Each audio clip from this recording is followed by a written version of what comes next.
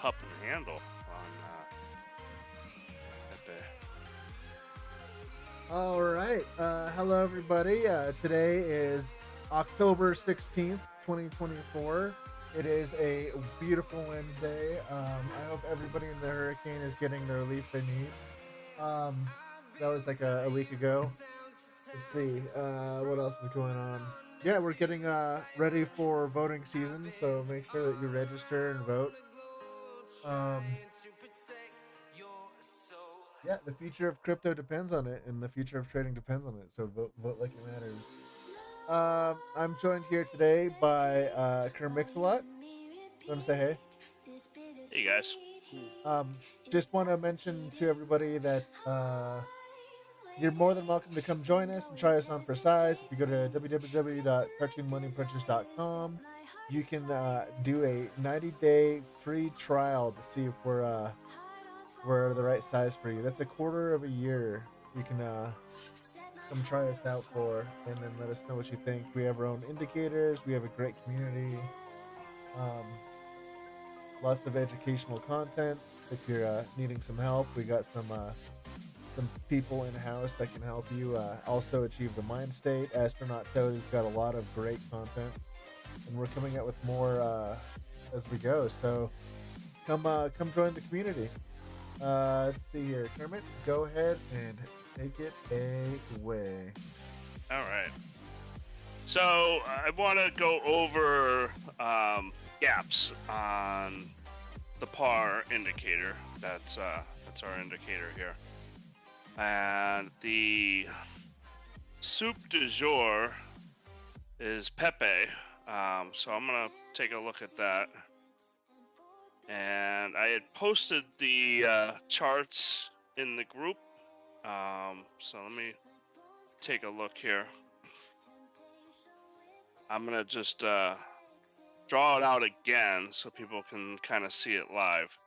So I see one sticking out, glaring out here. So the fundamentals of the par gap are that the medium and the high time frame ribbon come together on one side of the indicator, and you're getting ready for them to reverse to the other side. So here is a par gap. This is on the 4-hour. Let me see what the date is on that. Saturday, August 24th. All right, so I'm going to bring it down to the 1 hour so you can see it a little bit better. All right, so what did I say? September 24th? August. Now let me go back, scrolling back here. All right. So I always want people to do their own backtesting and research on what I say. What I say is just from my experience and my backtesting. I would say I've backtested 3 or 4 groups of 20 coins using the par gap, and it has been about 18 or 19 of the 20 have had some success. I would say probably 40-50% ended up just being a scalp because maybe the daily or the overall market was just pushing it against it. But I would say about 60% of the time it was a success as far as the swing. Now, some of them might have been hard to hold through its choppiness, but they do end up doing well a lot.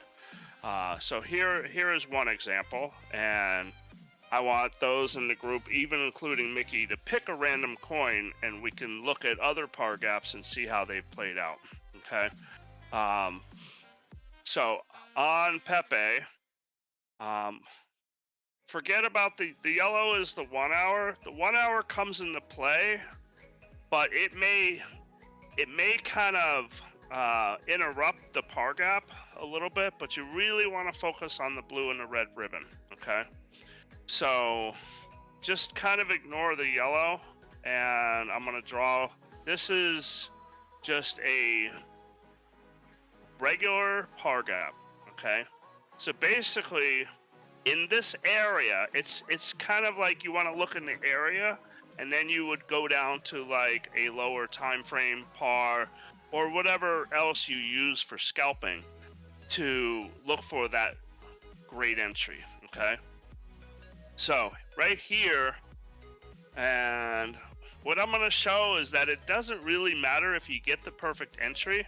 The par gap, right here, as the red and blue are still moving up, that's where you'll hear me say in the chat the par gap is forming. It's not ready to take the trade yet.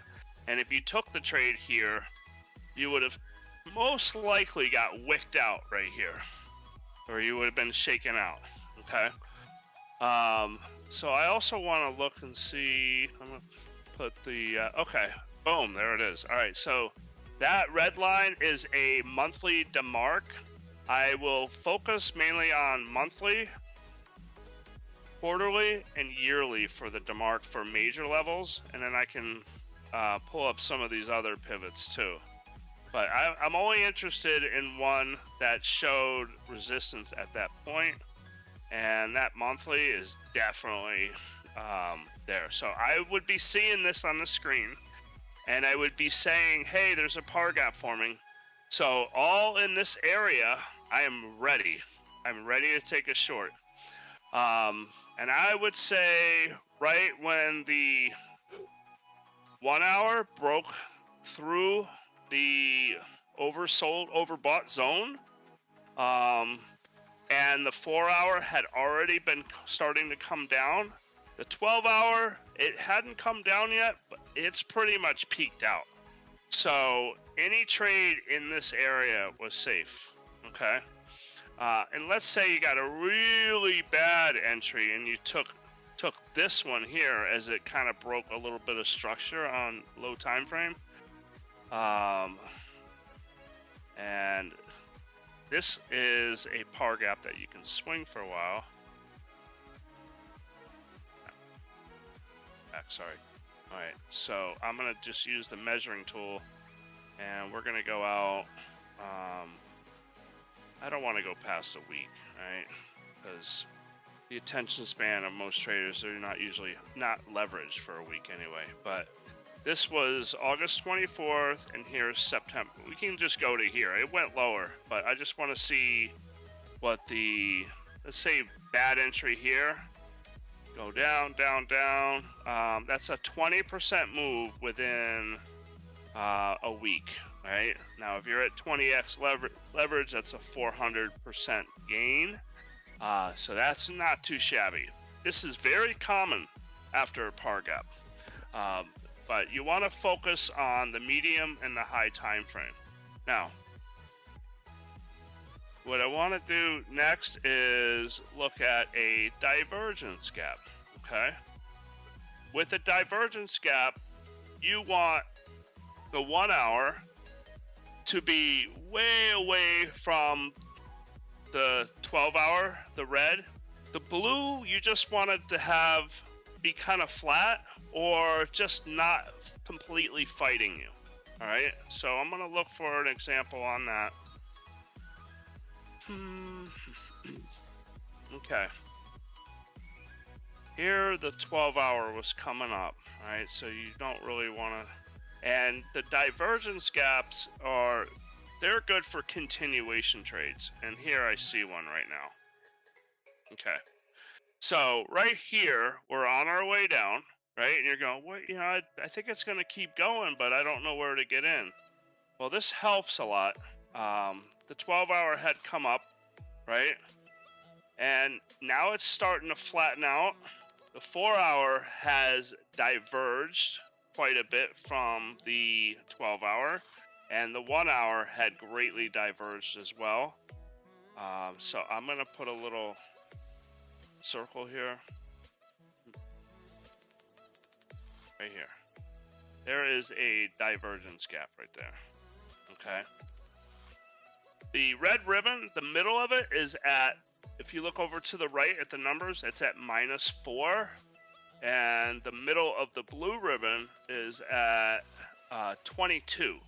All right. Now the chart only goes from, well, I mean, it goes 50 to minus 50, but the very top of the overbought and the very bottom of the oversold is minus 40 to 40. That's only a differential of 80.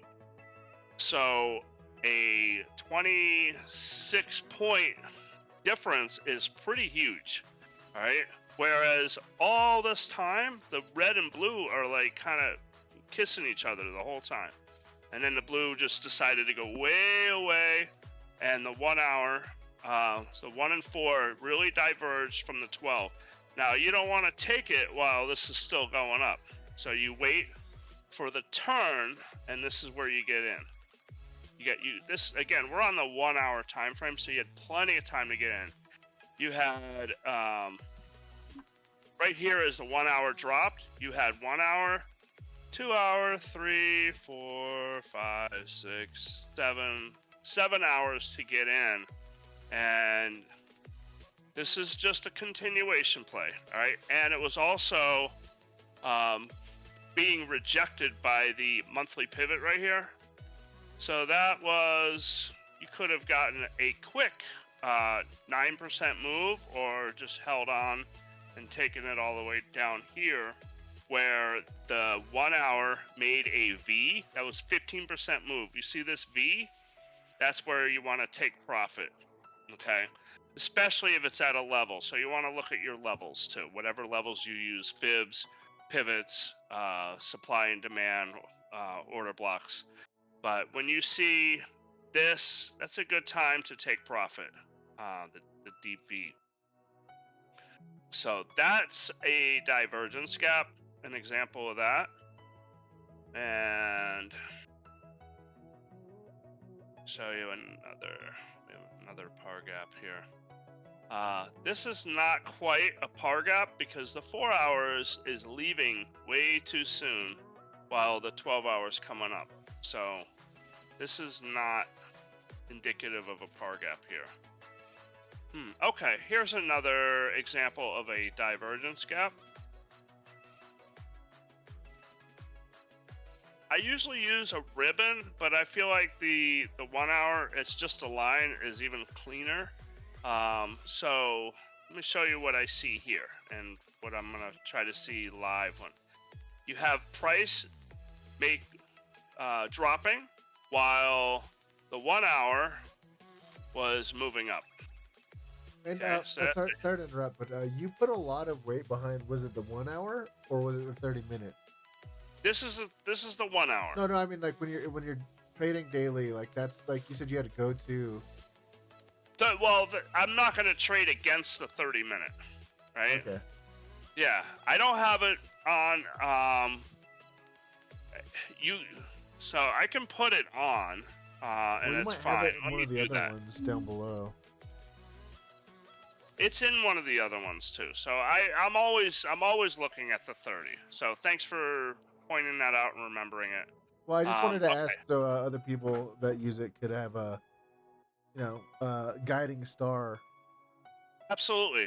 No, I'm not going to trade against. I'm not going to enter along if the 30 is coming down sharply. Now, there's a little bit of a nuance here, and I'll go over it more and more. But if I'm gonna draw it out, okay. So let me just show you guys a quick nuance here. All right, let's say the 30. Let's say this is the 30, and the blue line is oversold, right? And this is the 30, and it's coming up. All right, so now I'm bullish, on the 30-minute. Right, it's coming up. If it does something like that, like really sharp, that might actually be a really good time to enter, because when it has a fast, sharp move like that, just like in price action, what they always say, fast move equals false move. This isn't going to scare me, especially if I'm already in profit, and that's not going to shake me out. I think that might be a good time. See, right here, it actually did that. The 30 was coming up, and it made a really fast move down, and that created a bullish divergence right here. So let me open up the price chart a little bit more. Oh, Esther, I thought I invited you. Oh, you are here. Hey, Death and No Tech. How you doing? All right, so we got the bullish div on the 1 hour, right? 4 hours starting to turn. This is good. Yeah, the 12 hour, it's oscillating, but overall it is bullish, and market structure is bullish on the 1 hour. So, but this is a divergence gap right here because of the sharp move away from the 12 hour with the 4 hour showing support and moving up. So this was a good entry right here, based off the par. Now here's another part. Now when I am looking at the ribbons, I really paying attention to the middle, because what I did for the numbers on the higher time frame was I put 660 for one line and 780 for the other, so that the middle is 720, which is exactly 12 hours. So I can really focus on the middle, right? So right here, price had come up. The middle of the 12 hour is in overbought territory. It's at 23.26. It's plenty up there for the 12 hour. And the 4 hour is at 34.56. So that's also overbought. So here we have another par gap. Again, try to ignore the yellow ribbon, right? Because the par gap is going to be focused mainly on the medium and higher time frames. So here, as it starts to curl down, now it's because this had already moved quite a bit. You're probably not going to get a fast move down because the ribbon already fell fast. Okay, so right here, when the 3060 crosses the 0 line, that was a good spot to enter, because at that time, the red and blue were not going up anymore. Actually, the red starting to turn, and the blue definitely starting to turn right here. You can see it. All right, and this candle, and lo and behold, it just made a 3 inside down through the quarterly pivot. So that was good to me. It was well over the 50 and 200. So I would not feel bad about taking a short right there, right at this point. So like I said, the 3060 had already come down fast, so you're going to have to be patient, and you could add or re-enter when you see a spike up into the red, and that could be a good continuation addition here. But nonetheless, you're in, again, this whole area is good for a short. So basically, right? But you want to wait till it topped out right here, actually, the blue and the red. So this whole area, again, we're still on the 1 hour, so that was about a 6 hour time frame you had to enter. And I definitely implore anybody to rebut it, back test it, prove me wrong. Again, it's just my experience. But on assets, when they peak out, like right here, I think you typically have 12 to 24 hours to take the reversal trade for a swing. I'm not talking scalp, for the swing. All right, so here, this was Friday night at 6 p.m. And I'm going to go Saturday. Here's Saturday. Oh, wait, it's not 6 p.m. Oh, yeah, it is. Okay, 6 p.m. Here's Saturday at... Here's 6 p.m. here. but you even had another couple hours. So this is a 24-hour period. Anything in here would have been fine. Okay. Wait, that doesn't look very good. All right, so that's been something I backtested, and please, backtest it yourself. Definitely use Bitcoin, Ethereum when it's the lowest that it's been in like weeks. I think it's the valley or the peak. Mark it and see how long it takes for you to be able to play that reversal swing in the other direction. It'd be an interesting thing to check it out. All right, so moving on. So that's a par gap. Even though the 1 hour, the 30 and 60 kind of like interrupted that real estate, you really want to focus on the higher time frames. So I'm only using one coin, and if I don't see any more, oh, okay, here's one, and this is definitely one I wanted to point out, and I probably will want to think of another name for this. If you guys can think of a good name. So far we have the par gap, which is when all the big ribbons are all pushed down to one side or pushed up to one side of the chart. There's a divergence gap when a lower time frame goes way away from the higher time frame, and you're looking for a rebalance play on that. And then here's another one that they're not in the oversold. They were, right? So here's a par gap here, right? And you could have taken that. I mean, it only fell, it's probably a few percent here that you had to deal with a little bit of a drawdown. But if I got in here, I mean, you have the red in the oversold and you have the blue in the oversold. So this is a par gap. It's not the most beautiful one, okay? That's why I kind of skipped over it. But it still worked. And it just had to retest a little bit lower. And here, it's a par gap, but I have to think of another name for it.